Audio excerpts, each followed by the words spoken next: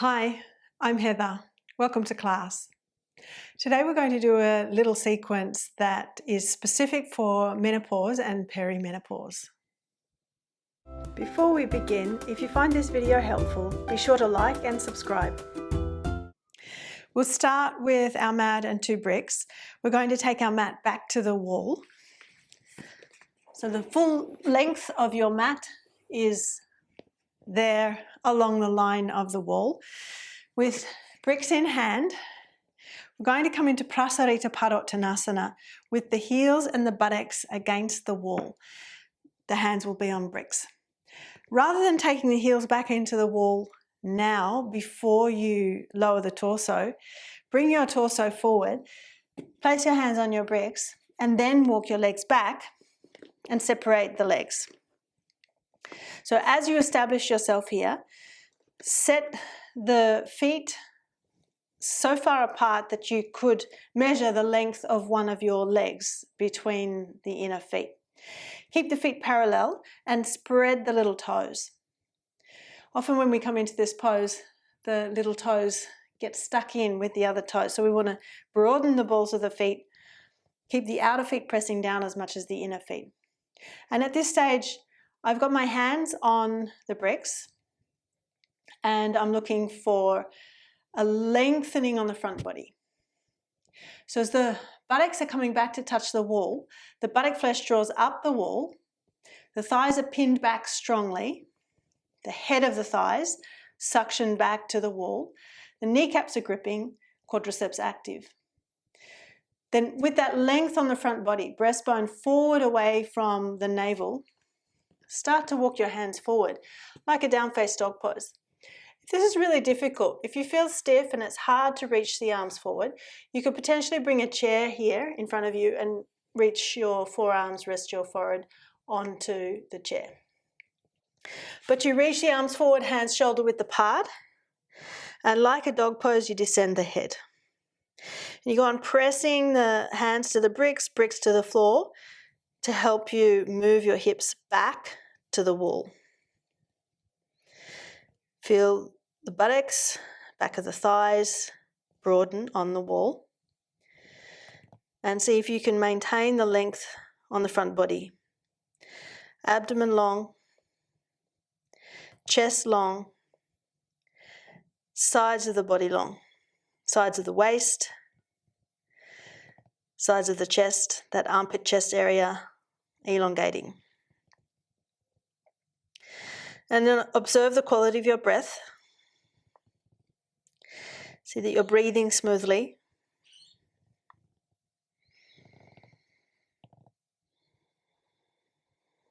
Go on lifting the inner thighs up into the thigh bones.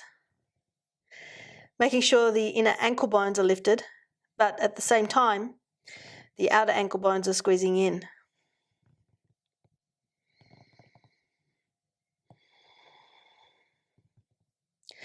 Then to come out of the pose, walk your hands and your bricks back in. Pause as you raise the head up, the head lifting just a little higher than the heart, spine parallel to the floor. And then we'll bend the knees, step the feet forward as you bring the feet in closer to stand up. While we're standing, we'll do Ardha Chandrasana, the half moon pose, and we'll use the wall. The back body will be against the wall. So let's take our bricks. We can have one on either side of the mat. We'll balance on the right leg first. I'll mirror you. So turn the right foot out. You could give yourself about your foot's width between the wall and the outer right foot. Bend the knee, reach down for your brick. The hand can come onto your brick. And then as you pitch the weight strongly onto that right leg and right hand, raise the back leg, not necessarily touching the heel to the wall. Sometimes when we bring that top heel to the wall, it causes the lower back to swing in to a strong lordosis. We want to lengthen the lower back.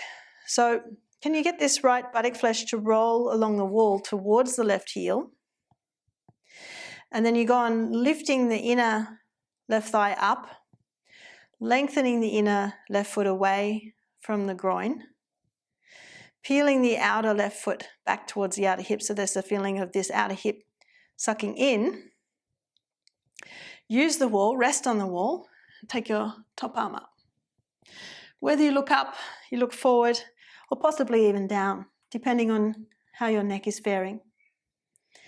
But you keep the grip of the kneecaps, the activation of the quadriceps. Tailbone in as it lengthens towards the top heel. Then can you get a feeling of zipping the navel up from the pubis and peeling the left pelvic bone up away from the right groin? And then we come down, bend the right leg, lower the left leg. We come to stand up and we'll swap legs. As you set the left foot, you're keeping the foot parallel to the wall, and you can give yourself about your foot's width between the wall and that left foot. Make sure your kneecap is facing the same direction as the toes. Yeah, you don't want the knee to be rolling forward. That left thigh is externally rotating. We can come down onto our brick, find our point of balance so we can raise the leg up. And then as you raise the leg, you want to lift this inner thigh up, inner right thigh up into the thigh bone, and lengthen the inner foot away from the groin. Peel the outer foot back towards the outer hip so this outer hip can draw in. And again, don't necessarily reach for the wall with that heel. If you do, notice if it's causing the lumbar to shrink in and you feel that there's that arch in your lower back. Rather, perhaps you keep that heel floating off the wall and make sure this buttock flesh, the left buttock, rolls towards that top heel. Tailbone in, tailbone lengthens to the top heel. Top arm up. And you broaden the chest. See if you can pin this right shoulder to the wall as you reach up through the fingertips. But as you're broadening the chest, you're zipping the navel up from the pubis, but you're also turning the navel up towards the ceiling, lifting this right pelvic bone away from the left groin. Then bend the knee, lower the right leg, and come to stand up. Be in Tadasana for a moment.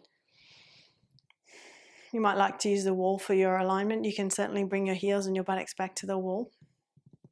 But just for a moment, observe sensation in the hips as you're standing here. Thighs gently pressing back, buttocks forward to help engage the pelvic abdominal lift.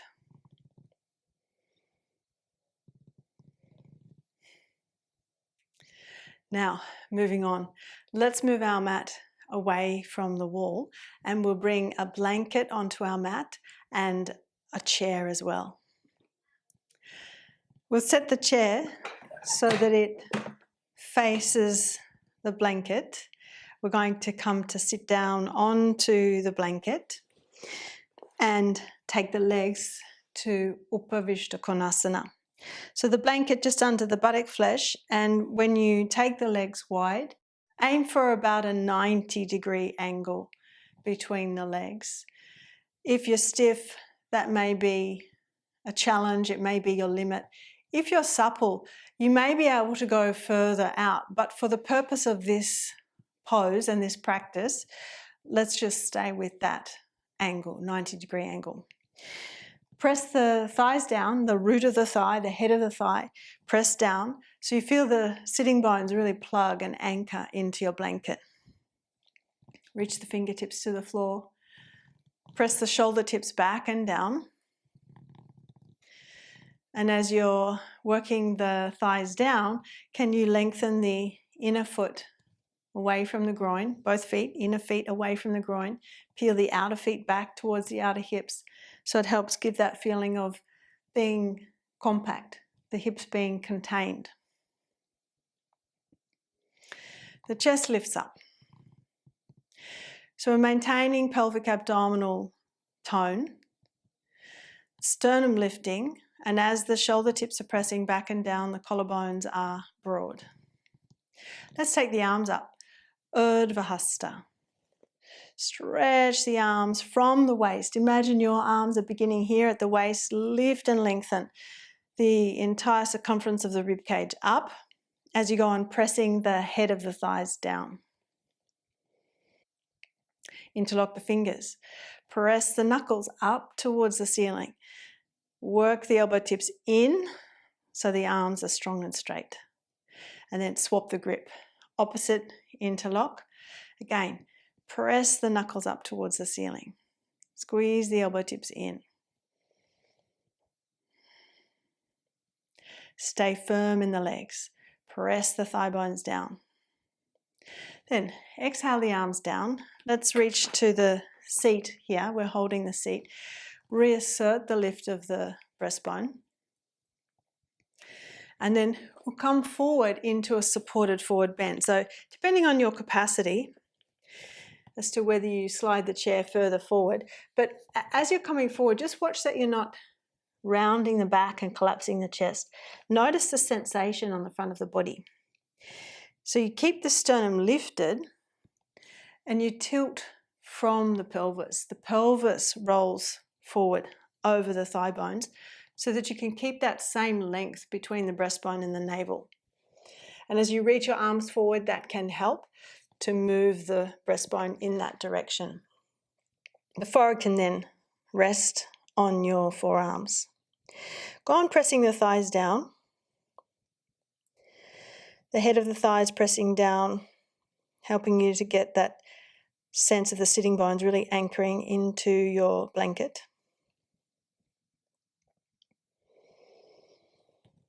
Shoulders relaxed.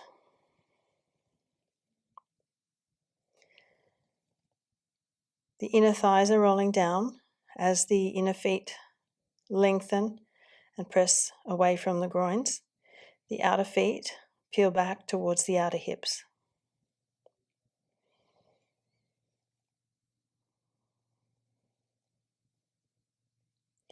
So even though the legs are active, we're wanting to feel there's a quietening quality to this pose because we're supporting the head.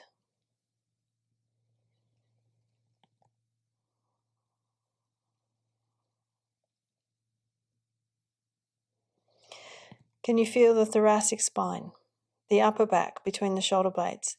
Move that in rather than allowing it to bulge back. As you move the thoracic spine in, the breastbone shall move forward and up.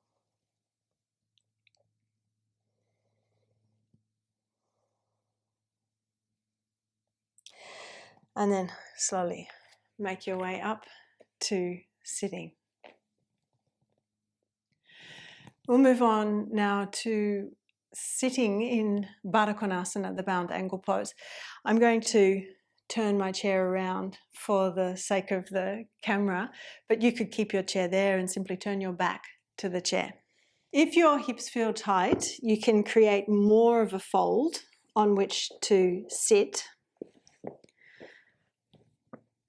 And we sit very close to the chair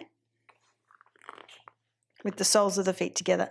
So I want the chair front, the front of the seat there, pressing into my back to encourage the lift of the chest. I'm holding the chair legs with my hands, keeping the chair from slipping away from me. And I'm keeping that chair with the pressure of the front of the seat there into my spine. And this is encouraging the lift through the bottom breast region. We're keeping the collarbones lifted and broad. Maintain the contact between the inner feet, the inner heels and the inner ball of the foot there. And we simply sit. We observe the broadening here across the pelvic abdominal area and the lift through the chest.